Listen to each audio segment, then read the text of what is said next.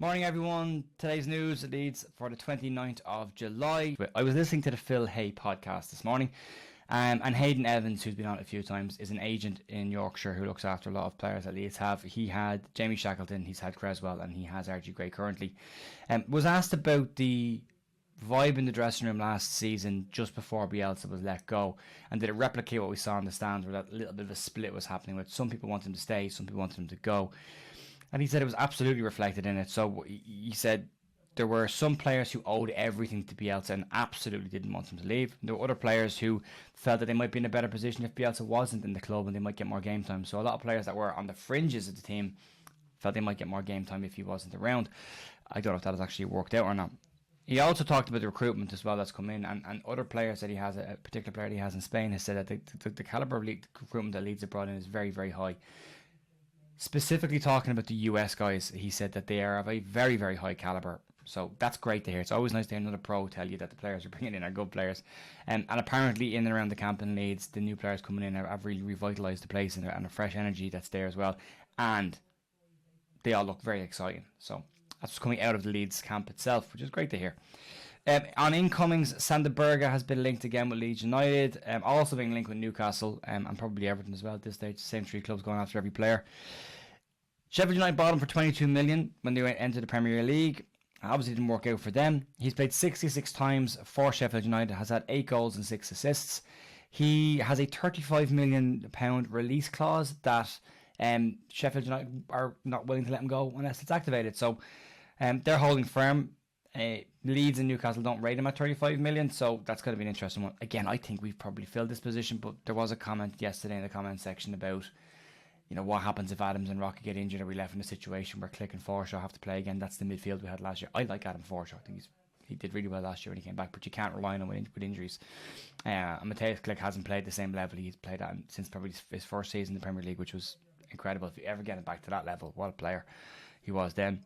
In news for the assistant manager's job, this has been vacant for a while. Mark Jackson's been filling in. I'm filling in pretty well, if you ask me, and that's just my personal opinion. I think he's done a great job, but they don't have a full backroom team in place. They are trying to get former Borussia Dortmund and Mönchengladbach staff member Rennie Marich, or Marek, I'm not sure how it's pronounced. I think it's Rennie Marich, to come in. Marich knows him. He is known by him pretty well from being in the same league as him for a while.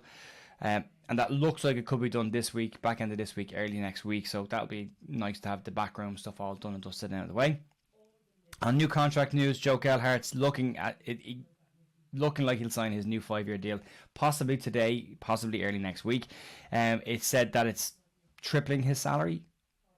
Totally deserves that. And when you think of the chance to Kettler stuff that went around yesterday, going to Milan for, I think he's going to get 38,000 a week, which is peanuts if you're top European player. And he would have got more Leeds, so look, that's his problem. We're not going to talk about him today.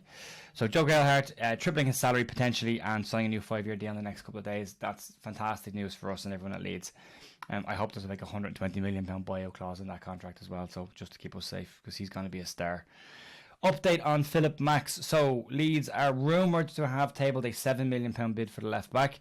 However, PSV Eindhoven have an injury problem with a left back at the club called Maro Jr. Every left back is called Junior, and they're all injured right now and related to Leeds. Because of this, they're not willing to let him go just yet. They're looking at letting him go later in the transfer window. You're possibly looking at, you know, back end, deadline day kind of stuff, or possibly even into the winter transfer window. And they're not willing to let him go for $7 million. That bid's expected to be rejected. What has come out is that it would take a mega bid, whatever that looks like, to get them to sell him to anybody, even at this point. So, trying to get a player on the cheap this time around. We've done really well with getting players relatively cheap this summer. This one doesn't seem to look like it's going to happen, but we wait and see. And details on the new kit that's happened. So this came out yesterday. So if you're trying to buy the new Leeds kit, here's some detail. The home kit will be available to buy online only from August 25th. The reason it's online only is to help with pre-orders, because stock will be short and limited due to the supply chain issue. So once it's sold out, you can pre-order the kit, and when it comes in, you'll be the next one on the list to get it. This is just not a good way to do kit sales. Adidas have really dropped the ball here. The new away kit will launch on the 1st of August, but will be available to purchase again online from August 4th. So the away kit that's launching after the home kit will be available before the home kit. That makes sense. The third kit doesn't have a launch date. They've said will be launched at some point in the future, as vague as you can possibly be, but will be available to buy online again from August 22nd. The killer here is, and what's annoying people is, this is revenue that Leeds need. Like, they get the initial money up front from Adidas, but they also need the revenue to come in from the jersey sales, and they haven't had any of that this year so far. Fulham and Manchester United's Adidas kits are available right now to buy. No issue buying them. You can get them right now. I don't know how that's happened. I've not been a fan of the Adidas deal. I always wanted Adidas at Leeds. I like Adidas. I thought it'd be great getting them for Leeds. And I just knew they delivered pretty average jerseys. This year's home kit I quite like, but every other jersey I think it's just been, same as everybody else's. I'm kind of looking forward to this deal finishing. Hope we go somewhere else, because they've really dropped the ball here. That's it. That's all the news today. Pretty short and sweet.